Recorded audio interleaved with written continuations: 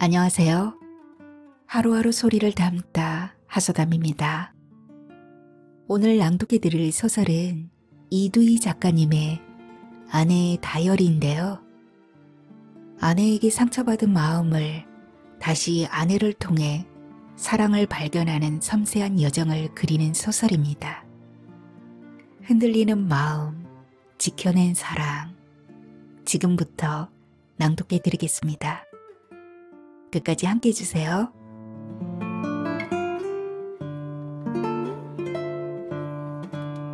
아내의 다이어리, 이두희 단편소설.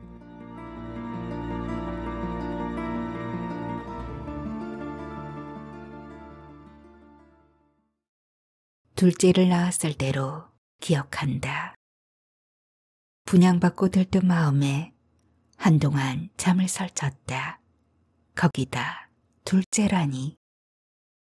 주변에선 아들, 딸이 100점이라면 첫째가 딸이고 둘째가 아들이면 200점이라고 부러움 반, 놀림 반으로 맞장구를 쳤었다.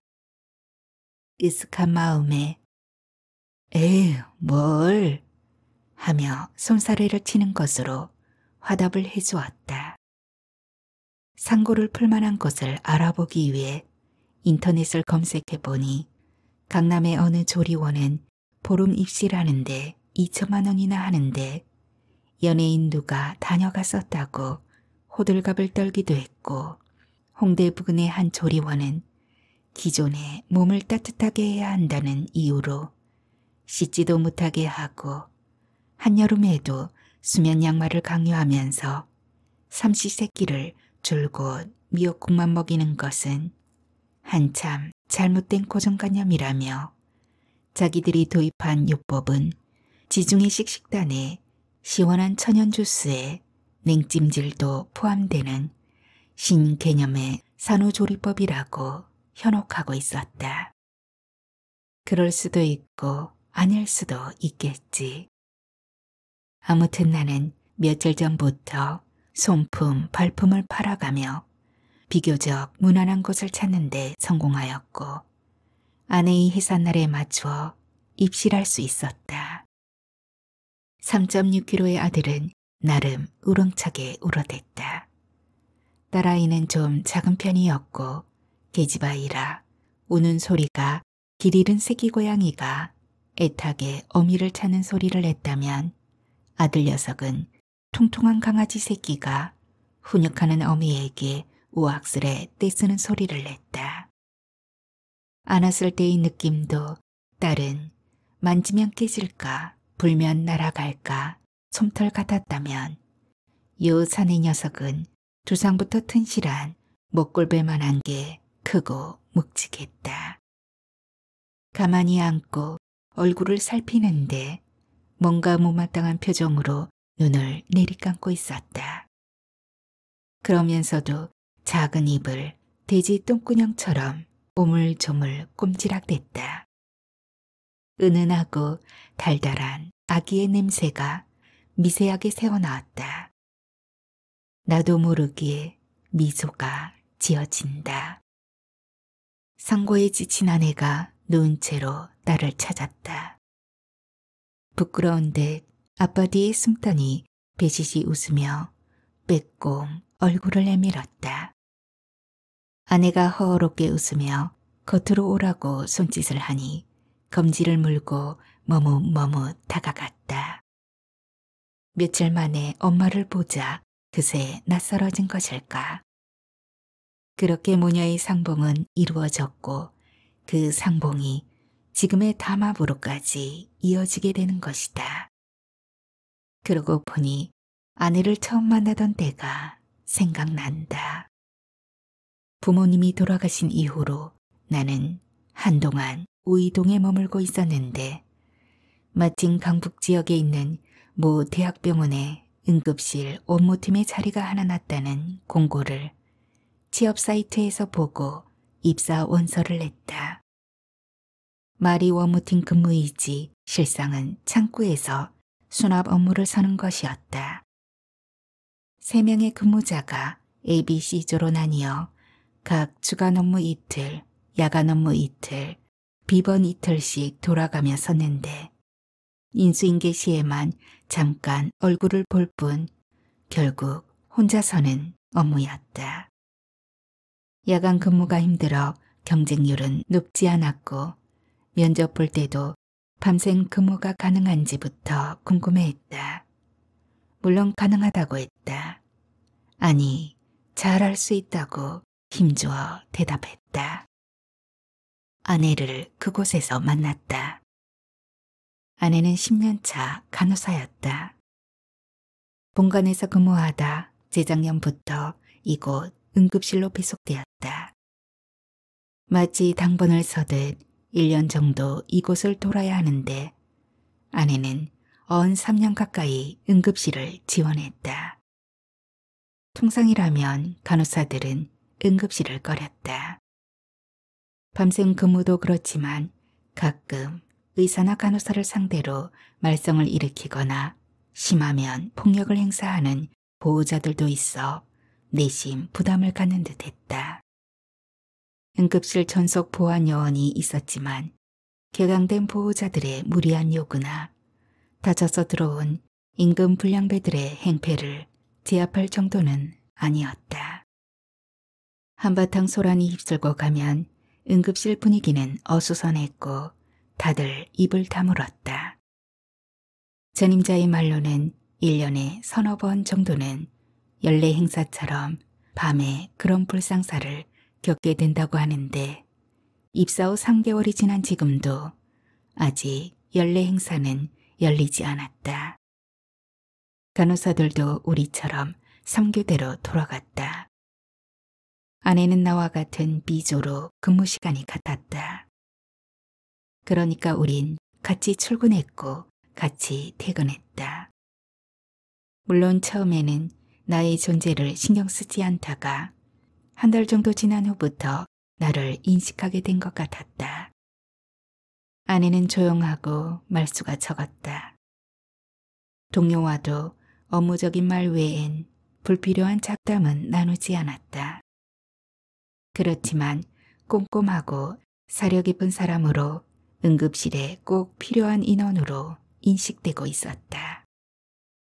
1년 정도 의무기간이 끝나면 저마다 본관으로 꽁무니를 빼는데 3년 가까이 응급실을 지켜주는 아내가 병원 측에선 고마웠는지 얼마 전 개원 기념일에는 최우수 사원상을 주기도 했다.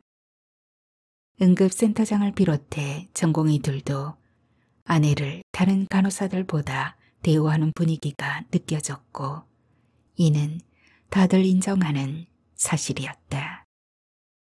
그리고 얼마 후 마침내 연례 행사가 터지고 말았다.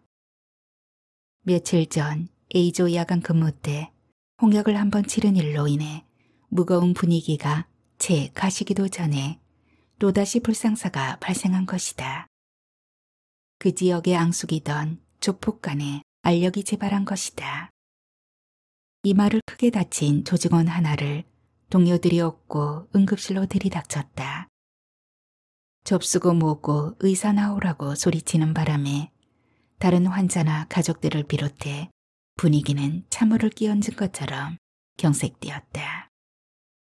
보안 요원이 나섰지만 함께 온 조직원 한 명이 멱살을 잡고 뺨을 갈긴 후 끌고 나갔다. 아무래도 이건 아닌 것 같아 내가 제지하려 다가가자 누군가 내 팔을 잡았다. 아내는 말없이 고개를 저었다.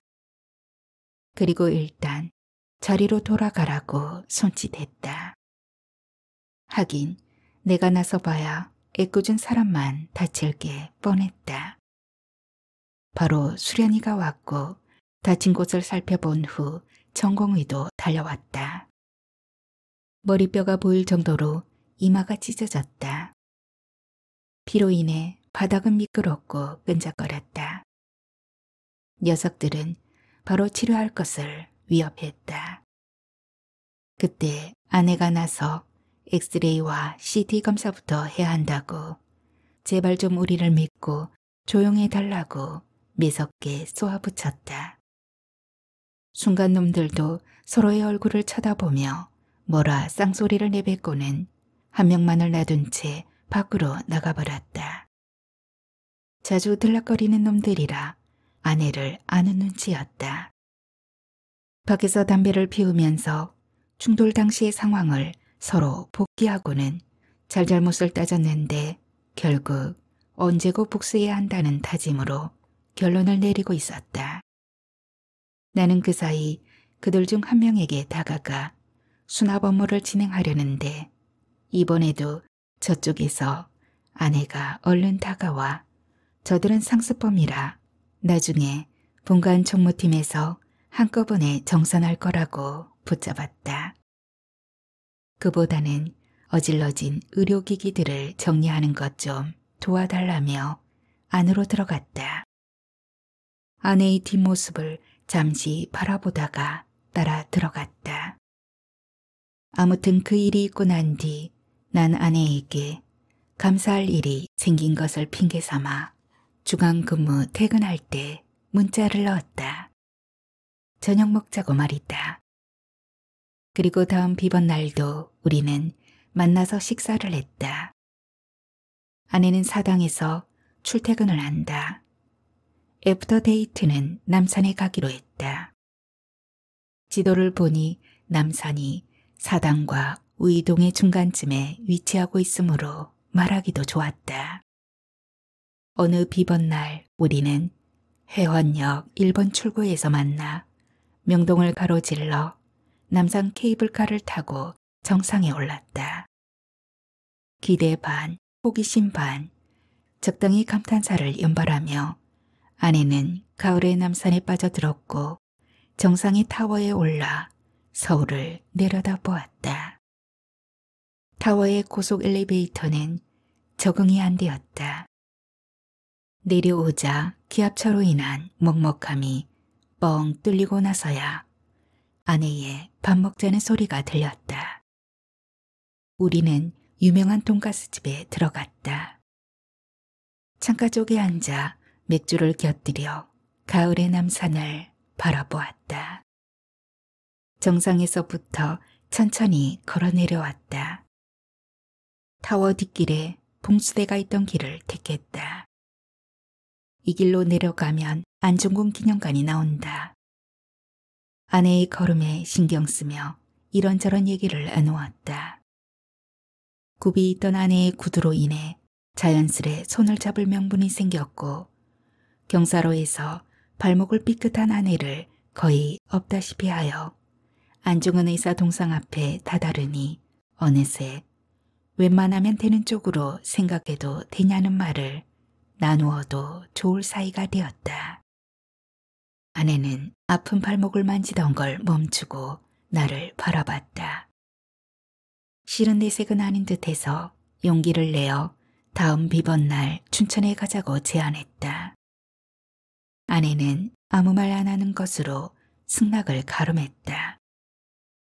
그 주의 주간 업무와 야간 업무는 별일 없이 지나갔다.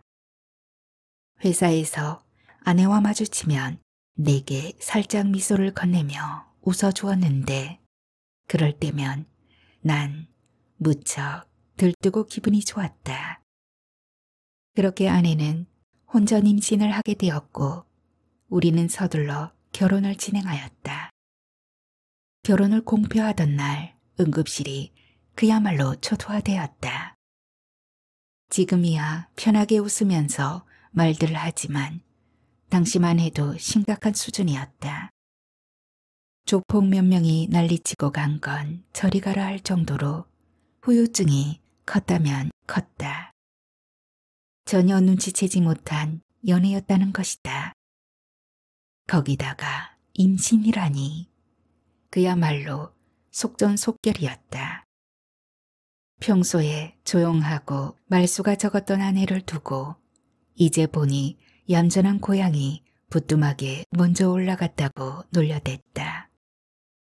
혹자는 순진한 아내를 내가 꿰어 몹쓸 짓을 한 것일 수도 있다고 사람 일은 아무도 모르는 거라고 수군거리기도 했지만 나는 전혀 개의치 않고 그저 표정 관리나 하면서 인사를 받아주었다. 결혼을 앞두고 본관 원무팀에서도 아내와 인사를 다녀왔다. 청첩장을 돌리는데 나는 잘 몰라도 아내는 알아보고 다들 덕담을 건넸다. 한쪽에서는 휘바람을 불어대며 얌전한 고양이를 비아냥거렸지만 결국 나를 질시하는 분위기로 해석됐다. 무명의 나는 아내 덕에 일약 유명인사가 된 것이다. 군내 식당을 가도 전혀 모르던 의사나 직원들이 다가와 아는 체를 했고 출근 첫날 인사를 다녀온 후 한 번도 얼굴을 보지 못하던 원무팀장은 기빈석에서 부원장님과 식사를 하다 말고 일부러 내게 다가와 손을 내밀었다.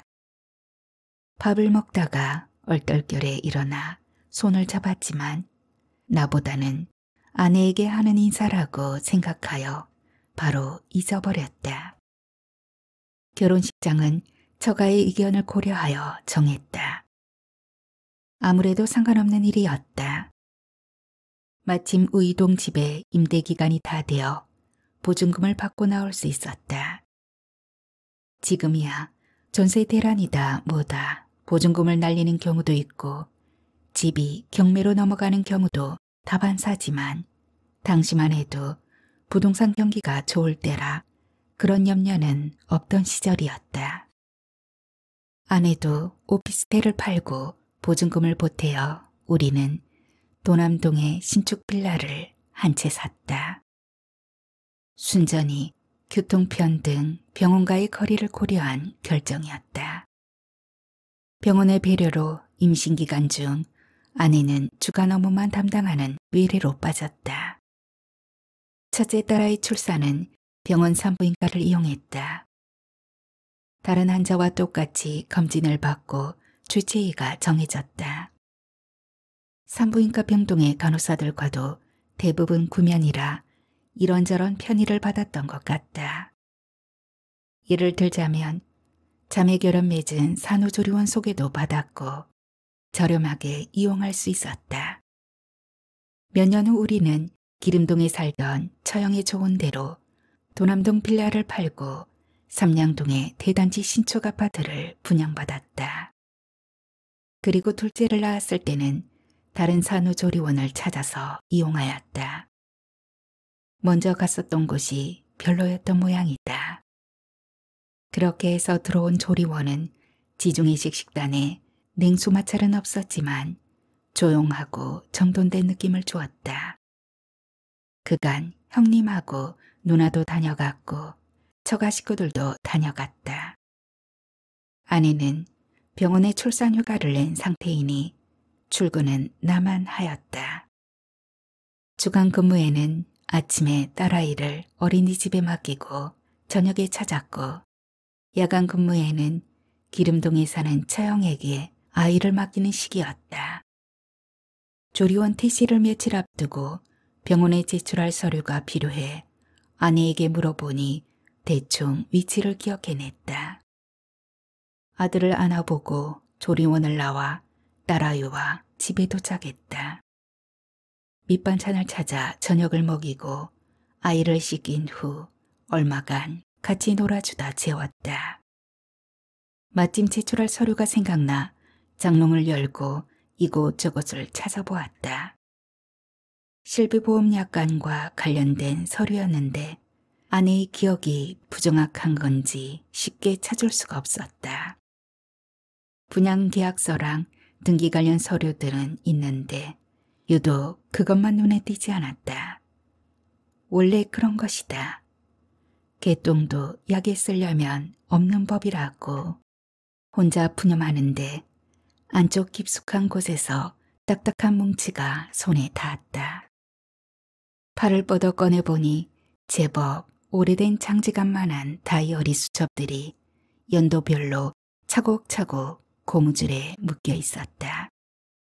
결과적으로 생각해보면 그걸 읽지 말았어야 했다.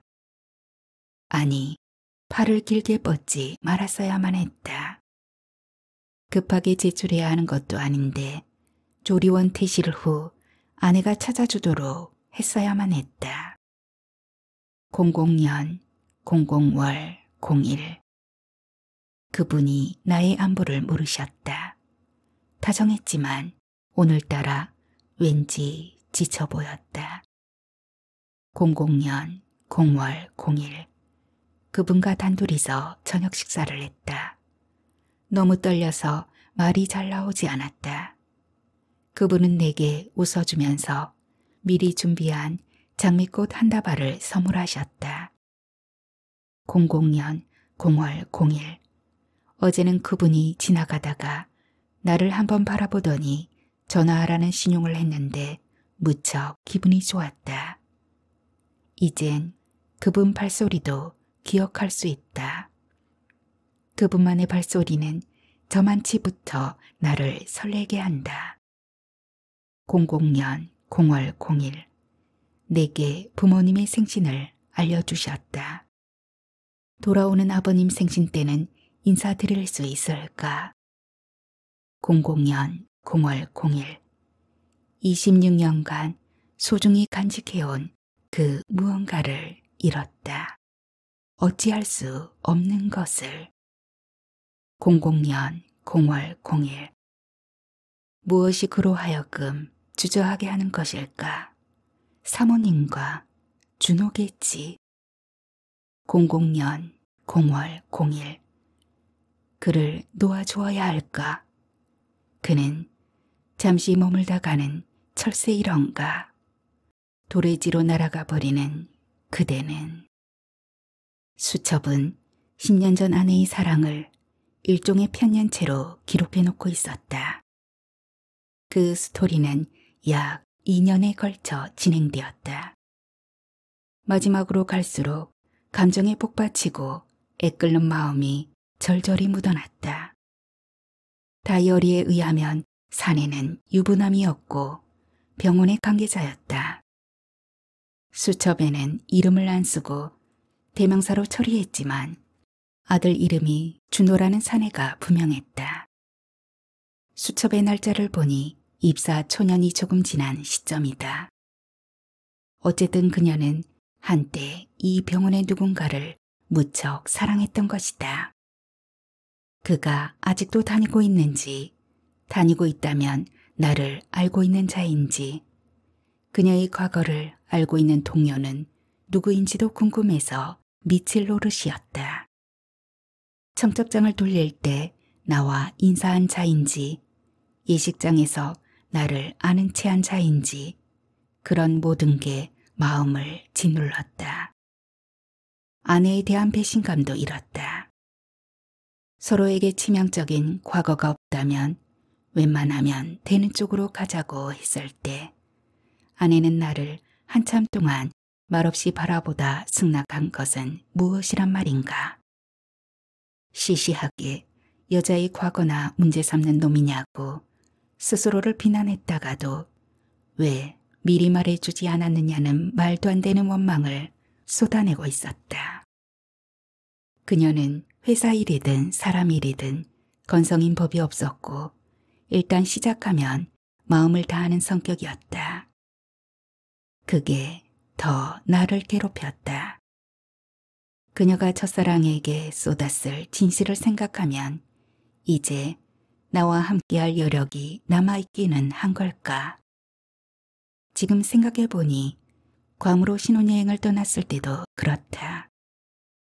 당시에는 디지털 카메라가 유행하던 시절이었고 새로 구입해야 하나 걱정했는데 마침 아내가 최신형의 캐논 카메라를 갖고 있었다. 그래서 아내만 믿고 있었는데 괌 공항에 내리고 나서야 충전기를 두고 온 사실을 발견하고 현지에서 구할 수가 없어 낙담했던 기억이 났다. 함께한 커플이 자신들의 카메라로 찍고 나중에 우편으로 보내주겠다고 했는데 귀국해서 연락해보니 전화번호를 틀리게 가르쳐준 탓으로 우리 부부는 신혼여행 사진이 없다. 그런데 정작 내가 의아했던 건 그 일을 아내는 대수롭지 않게 생각한다는 것이다. 그녀는 생애 한 번뿐인 결혼에 진심을 다하지 않았던 것이다. 호텔에서 자신은 쉬고 싶다는 말을 자주 했던 것 같다. 어쩌면 아내는 그 사내에게 진실을 다 소진해 버린 것일 수도 있다는 생각이 들었다. 몸이 안 좋다는 핑계로 다음 날은 아내에게 가지 않고 오후에 아이를 찾아 처형에게 맡긴 후 야간 근무를 위해 병원으로 바로 출근하였다. 수나비를 보면서도 밤새 사내에 대한 생각이 머리를 떠나지 않았다. 10년 전에 준호라는 아이를 가진 정도의 사내 나이를 가늠해 보며 그가 누구인지 추측을 해보았으나 직원 수가 의사들을 제외해도 어림잡아 500명은 될 것이고 또 의사를 제외할 근거도 없지 않은가. 거기에 여자를 또 제외한다 해도 누군가 비밀을 알려주지 않는 한 말 그대로 해변에서 동전 찾기가 될 공산이 커 보였다. 다른 방법이 있기는 하다. 인사팀 직원을 통하여 전체 직원의 인적 사항을 알아내는 것이다. 시간은 조금 걸리겠지만 이 방법이 그나마 현실적인 방법 같았다. 하지만 직원들의 개인정보를 나 같은 신참에게 제공할 리가 만무했다. 피곤한 몸을 이끌고 아침에 인수인계한 뒤 집에 돌아와 또 그 다이어리를 펼쳐보았다. 어떤 단서를 찾아내려고 한 것이기보다는 그저 아내에 대한 환멸과 그러면서도 어쩔 수 없었을 그녀에 대한 안타까움 사이를 몇 번이고 반복하여 거닐고 싶었을 뿐이었다. 혼잣말로 "이휴, 못난 놈아" 를 수도 없이 되뇌었다. 그렇게 나를 괴롭히는 것이 아내에 대한 복수라 생각했는지도 모르겠다. 만일 아내의 과거를 나만 모르고 있다면 어떻게 되는가? 혹자는 나를 불쌍한 놈으로 여기지는 않을까? 뭐 이런 데까지 생각이 미치자 분노가 치밀기도 했지만 해산한 아내를 두고 내색을 할 수는 없었다. 비번날에 맞추어 조리원을 퇴실했다. 아무 일도 없다는 듯 내 차로 아기를 조심히 안고 있는 아내를 뒷좌석에 태우고 속도를 줄여가며 집에 도착했다. 무슨 말인가 해야 했지만 평소처럼 자연스럽게 말이 나오지 않았다. 고생했네가 전부였다. 다이어리를 원래대로 잘 넣어두었기에 아내가 눈치챌 일은 없었다. 아내는 일단 출산휴가 3개월을 받아놓았고 육아휴직을 사용할지는 그때 가서 생각하기로 했다. 저녁에는 근처 기름동에 사는 손윗동서와 오랜만에 한잔할 겸 약속을 잡아놓은 상태라 아내가 필요로 하는 용품들을 인근 마트에서 미리 사다 놓고 딸아이를 찾은 후 약속 장소로 나갔다. 첫마디가 축하한다며 예의 그 근거 없는 100점, 200점 소리를 들었다. 그래도 화답을 해야 해서 고맙다고 했더니 "드디어 우리 처제도 소원 성취했어?" "소원 성취까지야 과찬입니다." "아니야. 처녀 쪽부터 아이를 갖고 싶어 했어. 오죽하면 입양이라도 할 생각이었겠나. 그런데 동서를 만나 딸과 아들을 낳았으니 소원 성취한 거지. 아무튼 동서에게 고마울 뿐이야. 형부 입장에서 말이지." 별 생각 없는 인사치레라지만 동서가 한 말을 곰곰이 되씹어 보면 어떤 실마리를 찾을 수 있었다. 그러니까 아내에게 남편의 존재 이유는 무엇인가? 서로 사랑해주고 아껴주는 인생의 반려가 아니라 아껴주고 사랑해도 배신하지 않을 유전자로 결합된 반려를 생산해주는 적당한 타인이 아닐까. 그래서 별 볼 일 없는 나의 애프터 데이트 제안에 그리도 쉽게 응하고 그리도 쉽게 춘천을 따라왔던 것이며 주저없이 몸을 허락했던 것일까. 유전자를 제공해 줄 적당한 타인과의 신혼여행 사진에 왜 아내가 무심했는지 이해가 된다면 그건 나만의 오류이고 와전일까. 자신에게 유전자만 제공된다면 또 다른 이별이 온들 애태울 여력이 남아있을까. 남은 출산 휴가와 3개월간의 육아휴직을 끝내고 아내는 복귀했다. 육아로 인해 외래 내분비내과로 배치되었다. 이곳의 근무 인원은 전문의 5명에 간호사는 4명이다. 응급실 인원이 부족하거나 득실에 중요한 환자가 입원하는 경우처럼 특별한 일이 아니면 야간 근무가 없는 곳이다. 의사는 2명, 3명이 한 주에는 3일 근무하고 그 다음 주는 이틀 근무하는 말하자면 격주로 퐁당퐁당하였고 간호사 4명은 주간 정시에 모두 출근하였다. 확실히 응급실에 있을 때보다 여유가 있어 보였다. 아들은 일주일에 5번 처형이 아침 저녁으로 우리 집에 다녀갔다. 딸은 아내가 차를 타고 어린이집에 맡기고 출근하였고 나는 전철을 이용했다. 어느덧 9월에 접어들고 있었다. 이때면 봄철과 함께 결혼을 많이 하는 계절인 것이다. 종합병원처럼 제법 큰 조직은 직원 수도 많고 그만큼 애경사가 다반사다.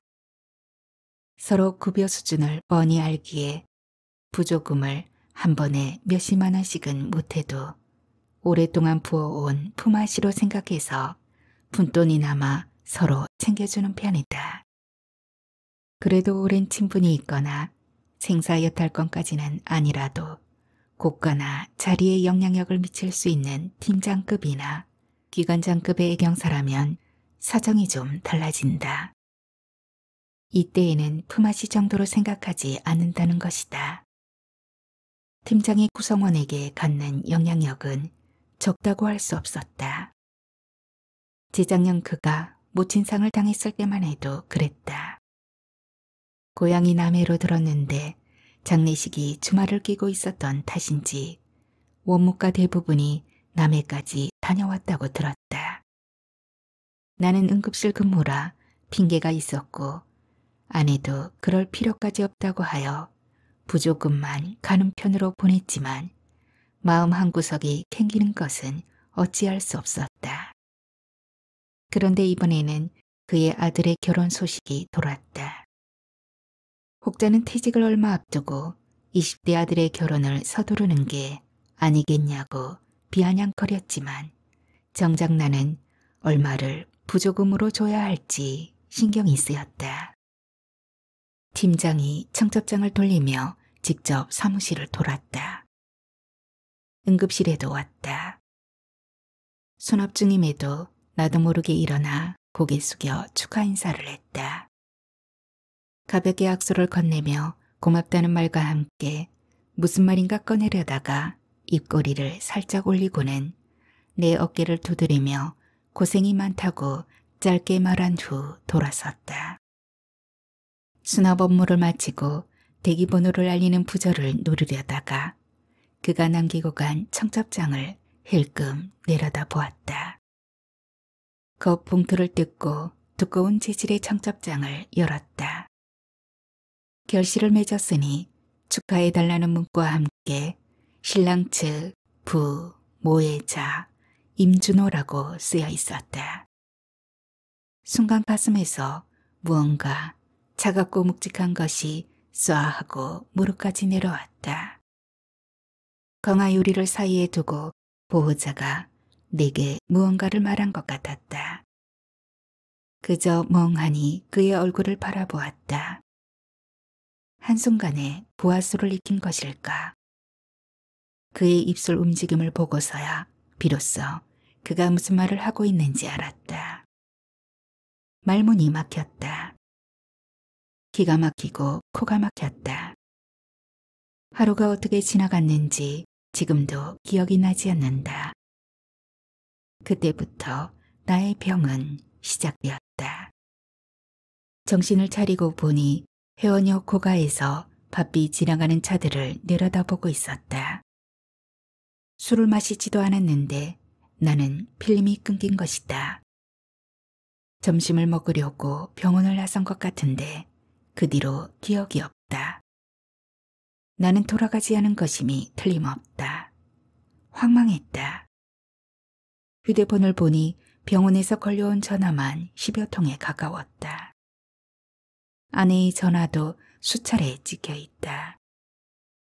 대체 어디냐고 걱정하고 있었다. 빨리 돌아오라고 찾고 있었다. 어찌된 영문인지 이해할 수 없었다. 어느새 석양의 노을은 인근의 검고 육중한 호텔을 잠식하고 있다. 건물은 온통 금빛으로 변했다가 땅거미가 지고 나서야 다시금 검은 주단으로 갈아입기 시작했다. 이제야 아내가 한때 사랑하던 자가 누구인지 밝혀졌다. 내가 몸담고 있는 원목과 임 팀장이었다.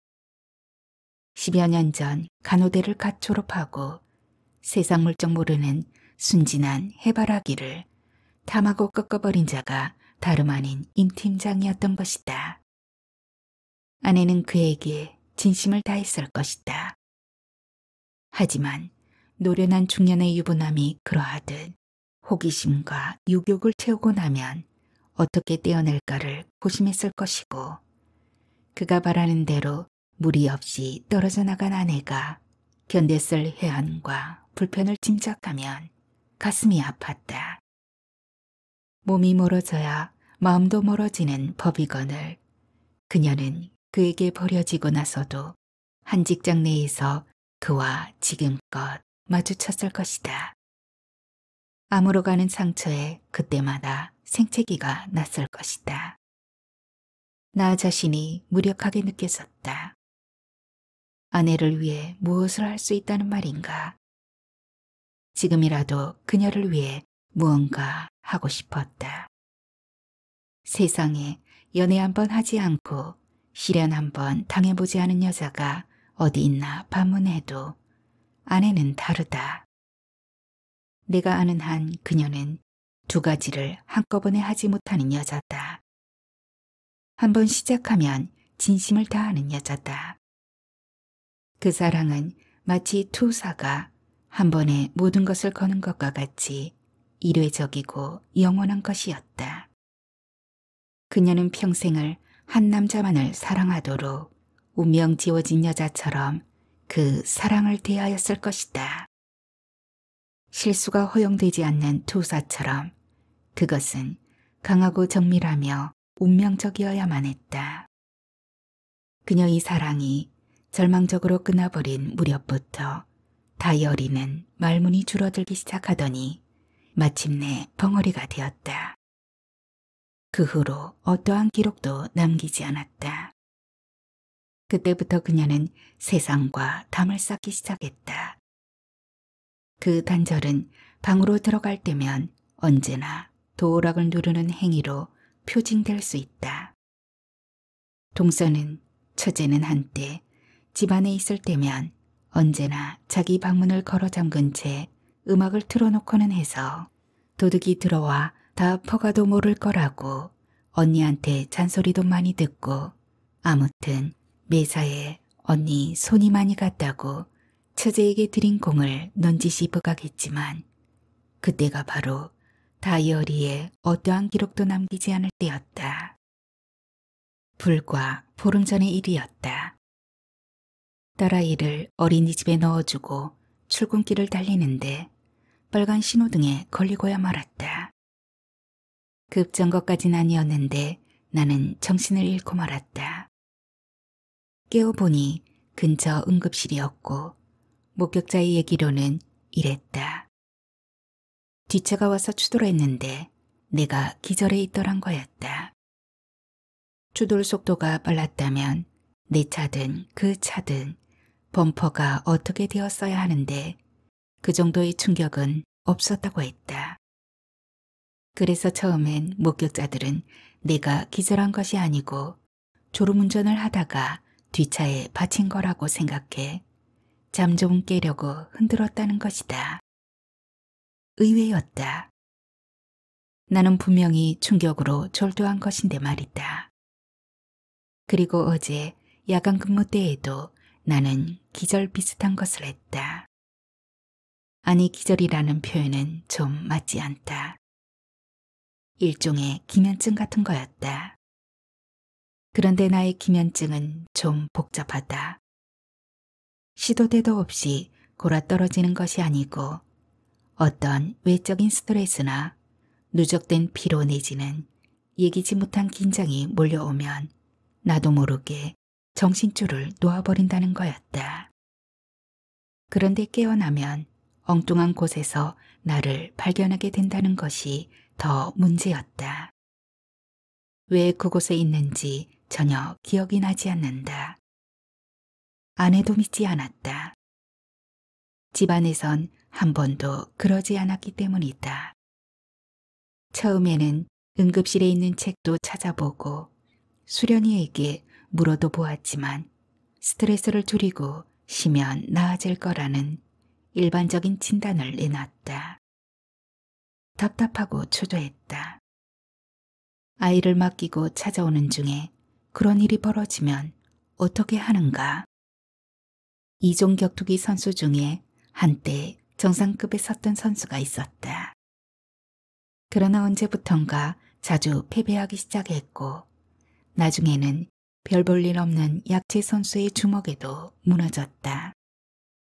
정타를 허용한 것도 아닌데 스쳐가는 바람에도 쓰러지더니 스르르 기절했다. 언필칭, 습관성 실신이었다. 내가 그랬다. 과도하게 항의하는 보호자와 싸우다시피 하거나 불량배들을 제지한 후에는 여지없이 자리로 돌아와 잠이 들었다. 그런 후 주차장, 내 차 안이나 사람이 없는 장례식장 대기실에서 구부리고 자다 깨어났다. 사건 수면이나 몽유병처럼 중간이 단절되어 떠돈 것일까? 알 수 없는 일이었다. 응급실에서 오랫동안 근무하면서 스트레스에 많이 노출되었을 것이다.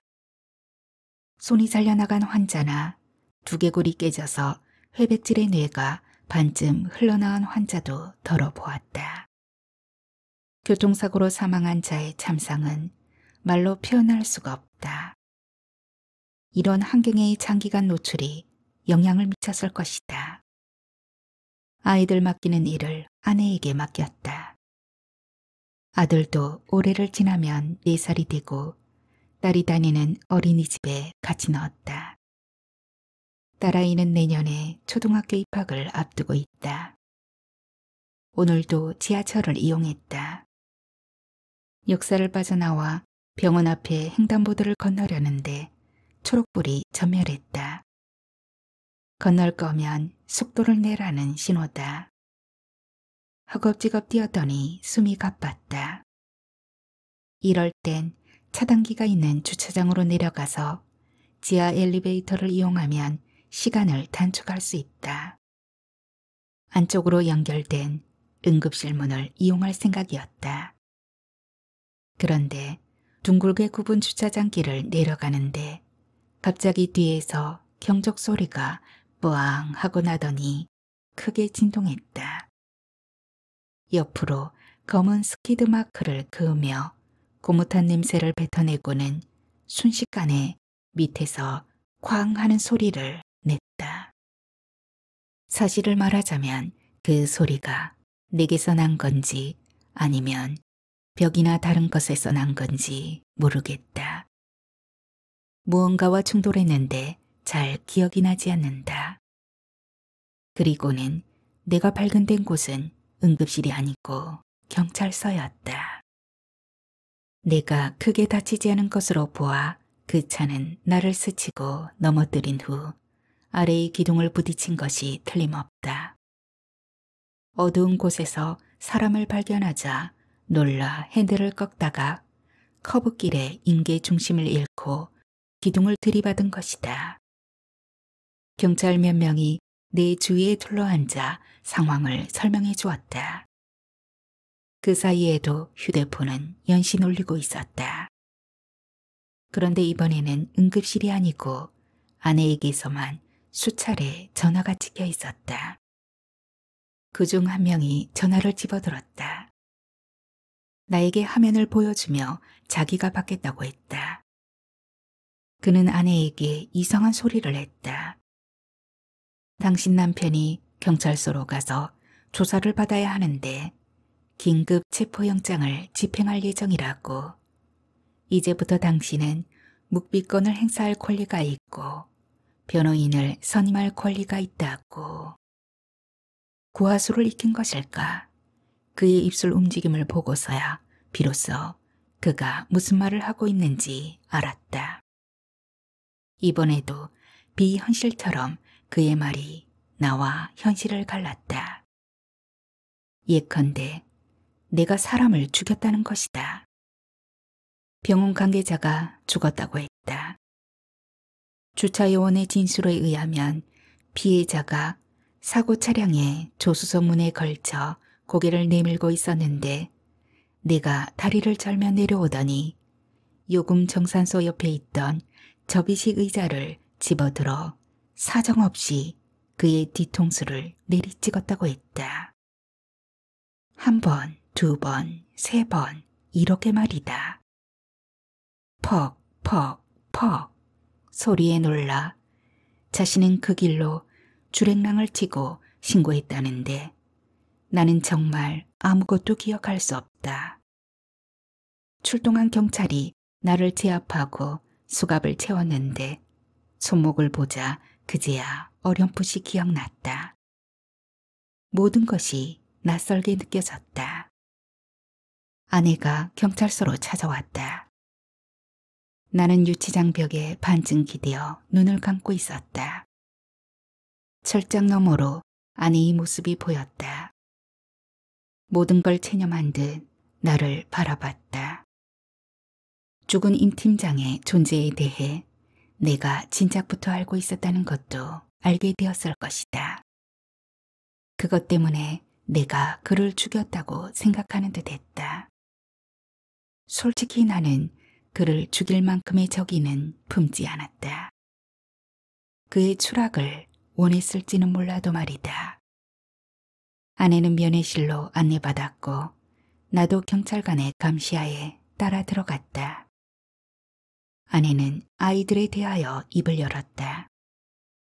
아직 어린 것들인데 걱정이라며 말끝을 흐렸다. 직장에는 이미 소문이 파다하게 퍼졌다고 했다. 그러나 예상과 달리 아내는 퇴사 얘기는 하지 않았다. 남편의 일은 전혀 예상도 못한 일이라고 해명할 작정이었다. 병원으로서도 이번 일을 아내와 연결시키는 것은 다소 궁색하다고 봤는지 정식으로 퇴사 얘기는 하지 않았다고 한다. 평소 아내의 기여도를 생각해서 그럴 수도 있다. 아내에게 미안한 일이지만 그렇게만 된다면 아이들을 생각해서도 정말 잘된 일이었다. 일어서서 나가려는 아내에게 미안하다고 했다. 순간 아내도 눈물을 보이더니 오히려 자기가 미안하다며 뛰쳐나갔다. 다시 혼자가 되었다. 경찰의 말로는 이곳에서 열흘까지 있을 수도 있다고 한다. 조사가 그때까지도 충분히 안 되면 검찰에서 최장 20일을 더 조사받을 수도 있으니 경찰 단계에서 소명될 수 있도록 협조하는 것이 좋을 거라고 은근히 압박하였다. 아내는 변호사를 선임하겠다고 하지만 신경 쓰지 말라고 했다. 나는 비용이 안 되는 국선 변호인을 요구하였다. 얼마 후에 선임된 국선 변호인이 경찰서 내에 있는 접견실에 낡은 가죽 소파에 기다리고 있었다. 이번에도 경찰의 감시하에 접견실로 들어갔다. 생머리에 눈이 매섭고 큰 얼굴로 은퇴 안경만 아니라면 변호인에서의 송강호를 닮은 자가 내게 가볍게 인사를 한 후 바로 사건 경위에 대해 질문을 하였다. 내가 기억하는 한 가감없이 소상히 진술하였다.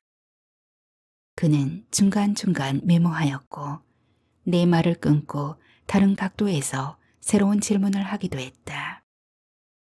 그는 진술의 일관성이 중요하다고 몇 번을 강조하면서도 주차장에서 피해자를 여러 번 가격한 이유를 납득하지 못했다.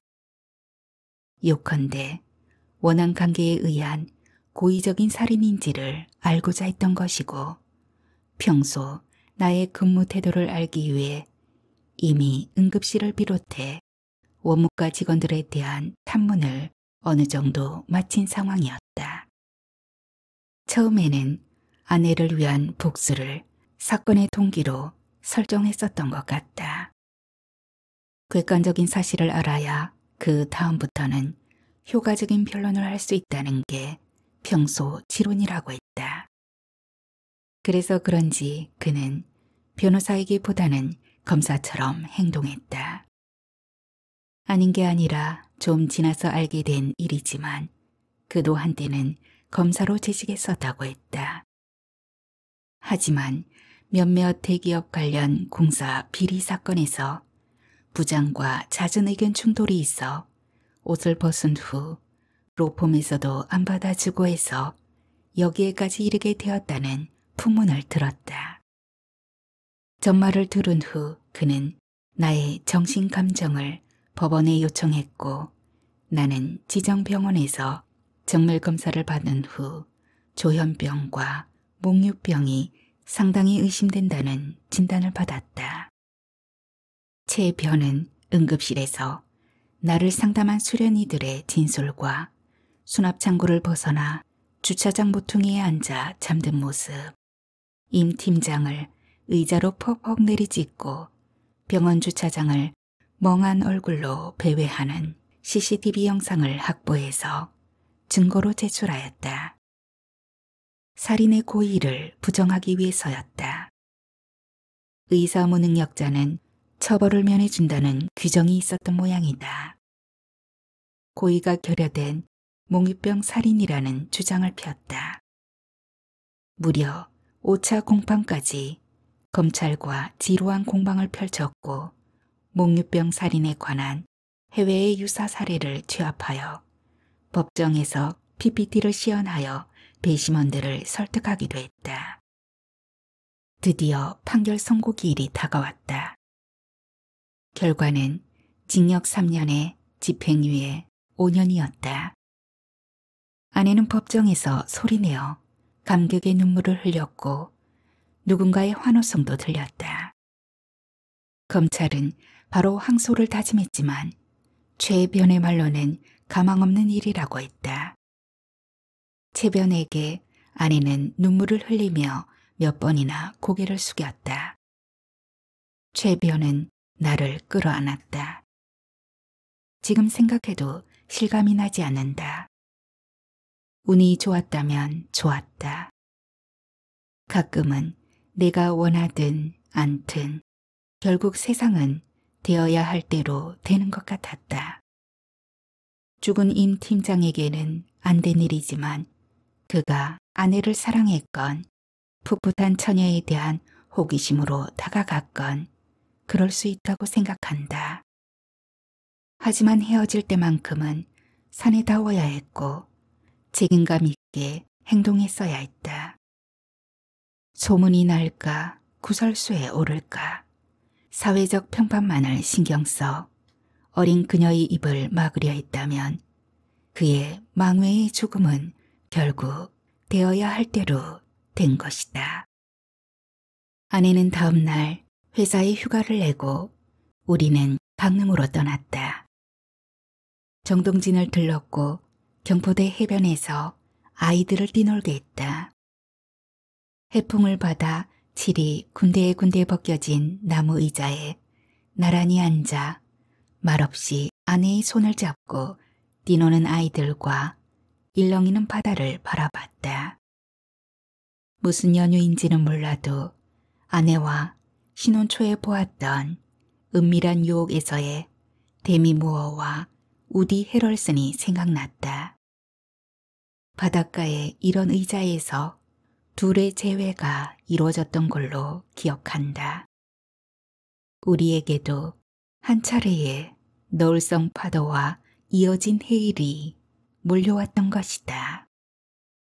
그 심연에서 우리는 서로 붙잡고 놓지 않았다. 나는 그렇게 생각하고 싶다.